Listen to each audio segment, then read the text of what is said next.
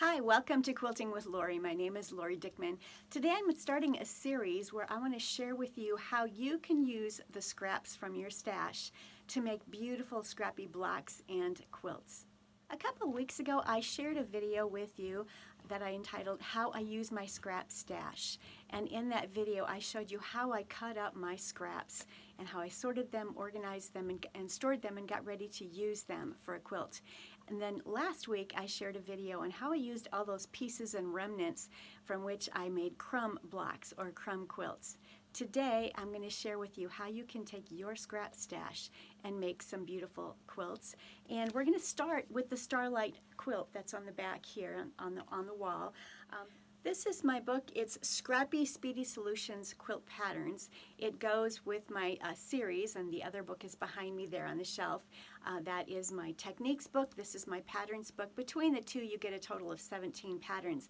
But in here, there are 12 beautiful scrappy patterns, and you can use your scrap stash to actually make the patterns in this book.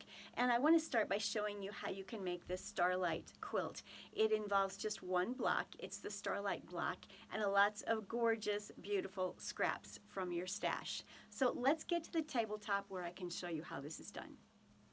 So here is the techniques book. This is the patterns book. This is out on my website. I'll have a link below in the description box, so you're welcome to check that out if you're interested in looking at those.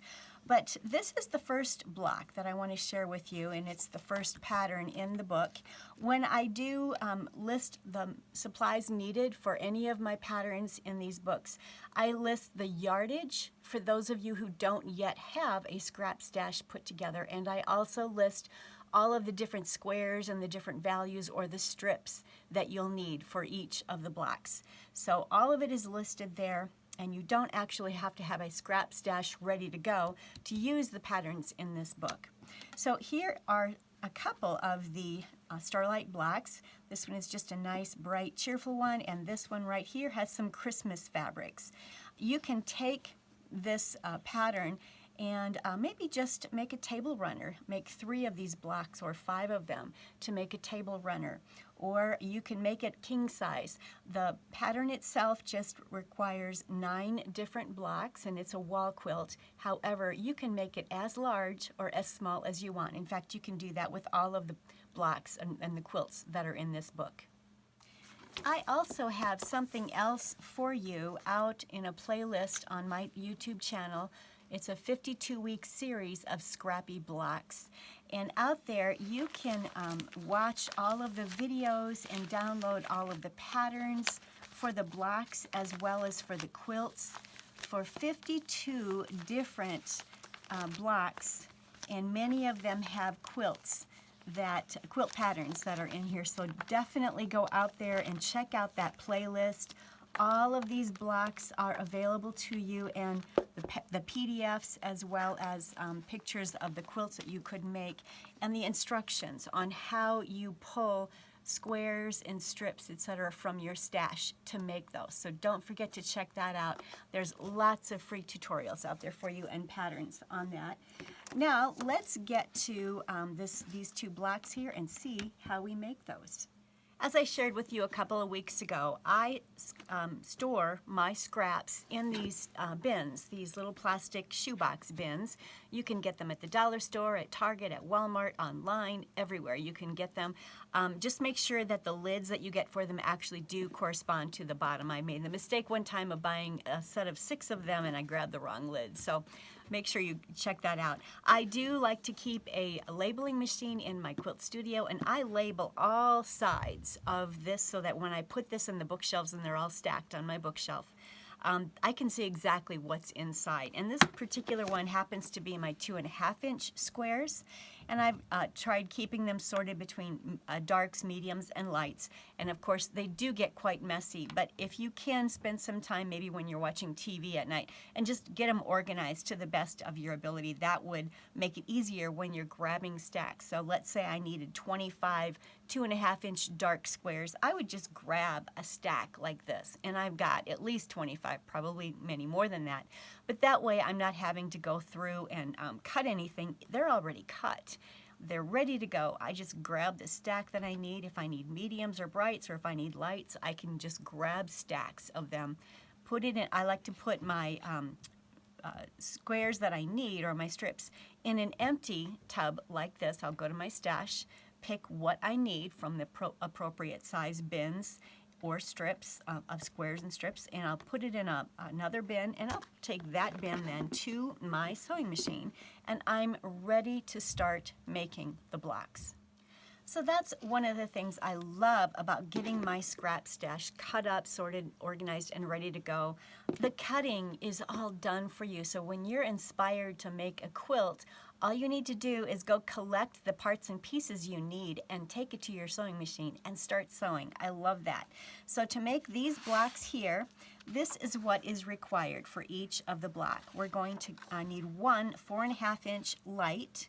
So I have that, and that's going to be for this center. I want to make sure you can see everything. So that's going to be for this center block right here. So there's the 4.5-inch light. I need that. I need 4. I want to make sure you can see this here. I need 4 of the 2.5-inch lights. So they are right here. And I'll be using those in this block right there. Those are the 4 2.5-inch lights. I need 4 of the 2.5-inch brights, or mediums, or darks, whatever you want to pull, but I'm calling them brights because I love the fact that this quilt is so nice and bright. And so I have pulled 4 of those, and they're right here.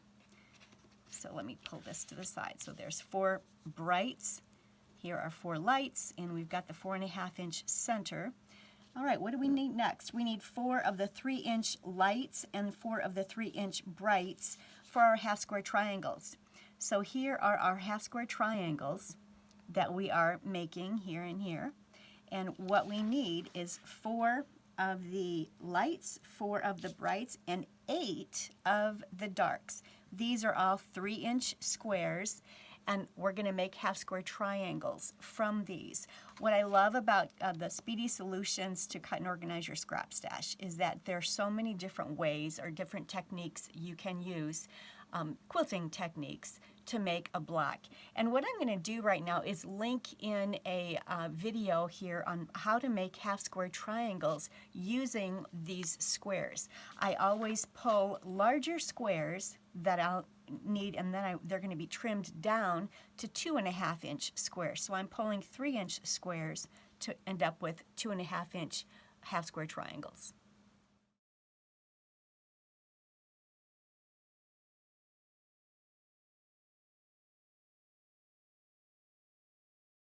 So let me show you how to put together your half square triangle using, in this case, I have 2 5-inch squares, a purple and a pink.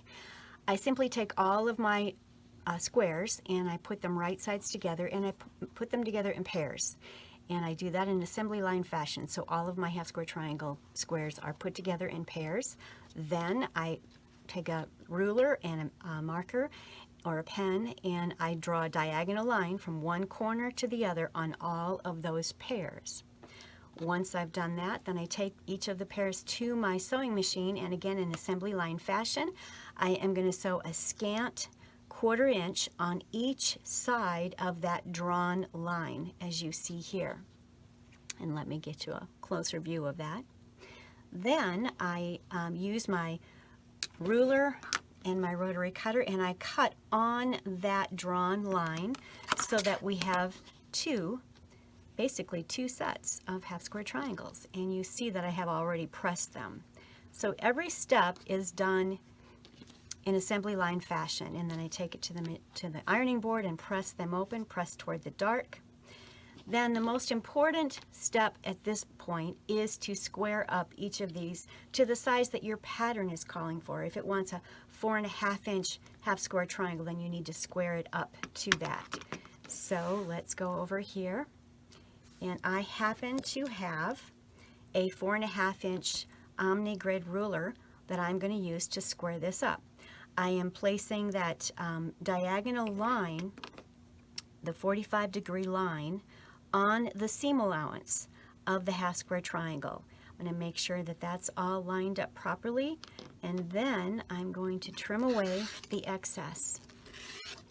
There isn't much in regard to excess. However, it's very important that that be removed, or it will definitely affect the size and piecing together of your quilt. I missed a thread there. There we go. So see, there isn't much that has to be trimmed away, but it's really important that each and every half square triangle is trimmed so that you remove all of this excess. That must be removed. And then your half square triangles are ready to go in any project.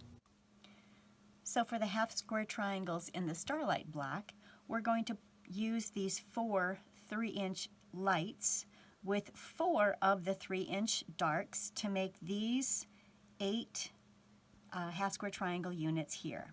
So those 8. When you put 4 of them together, you end up with 2 half square triangle units, so we'll end up with a total of 8 right there.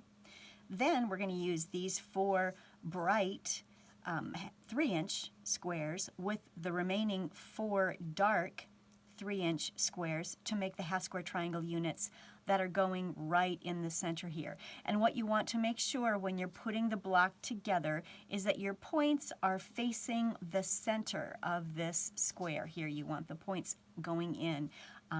It's very easy to turn things around where you've got a few flying geese going the opposite direction. So these are actually half square triangles that create a flying geese unit. It's a very simple way to make a flying geese unit, but I do have other techniques that I'll be teaching you in weeks to come on how to use your scrap stash to make flying geese units. So you're putting this block together it's basically a 9-patch. So you have these 4 outer corners, you have these 4 inside, and then you've got the center square. So it's a 9-patch. The first thing I like to do is make my half square triangle units. So I'll make all of my half square triangle units. I'll square them up to 2.5 inches. Then I'll make the corner units that you need here, which involves a bright and a light, and the half square triangles. Then I'll make these center units, which is what you could consider a flying geese unit or 2 half square triangle units, and this square. The one thing I hadn't mentioned yet were the 2 5-inch rectangles that you need. These are actually squares, excuse me, these are squares you're going to pull from your stash, and then you're going to cut them in half and trim off a 1/2 inch to obtain a 2.5 by 4.5 inch rectangle. You need 4 of them. So I simply pulled 2 5-inch squares from my stash. I'll cut them down the center. I'll trim away a 1/2 inch from the length, and I will have these 4 light rectangles, which will measure 2.5 by 4.5 before I sew them into the unit. So that makes these pieces, and then you have this one, and you're simply going to put those together to create your block. So keep in mind, for every block that you're going to put in your quilt, no matter what size, maybe you're only going to need 9 because you're doing a wall quilt, or maybe you want 20 or 40 blocks. Whatever it is you choose to make, or however many blocks you need, you're going to need to duplicate this right here. You'll need this amount of scraps for each and every block. And that is in the pattern. All the instructions are in there with all this information. But for each block, you need a 4.5 inch light, 4 2.5 inch lights, 4 2.5 inch brights, 4 3-inch lights, and 4 of the brights and 4 of the darks. And these, or excuse me, 8 of the darks. And these will make your half square triangles. And then you need 2 5-inch lights, which you're going to trim down to 2.5 by 4.5 inches to make one of the blocks. So just multiply this times the number of blocks you plan to make for the quilt. What I like to do when I go to my scrap stash to pull everything that I need is, number one, I'll take an empty bin, as I mentioned, to put everything in. And then I will pencil in on a note on the pattern or on something, a piece of paper, so I'll know how many of each of these items I need to grab. And then I'll just simply go to that container, which has the sizes and the values that I need, and I'll pull stacks comparable to what I need. I don't necessarily count anything out. I just grab stacks, put them in another container, bring it to my sewing machine. Then that's when I start laying out each of the blocks and having fun making some beautiful quilts. I hope this has helped you to understand how to go about pulling scraps and strips and things that you need from your stash so that you can take it to your machine and just start sewing. The wonderful thing about having a scrap stash that's already cut, sorted, organized, and stored is that you are ready to go to make quilts. The cutting is done for you, and I love that. So hopefully you've enjoyed that. And don't forget, I've put all of my 52-week series of scrappy patterns in sleeves in this notebook. I highly recommend that you take some time and look through that playlist. I'll have the link below. For 52 weeks, I put out a video that had a tutorial on how to pull the scraps for the block that I was teaching, and many of them show you different quilt designs that you can make using those blocks. So have fun with that. Put it in a notebook, save it maybe on your computer if you don't want to print it.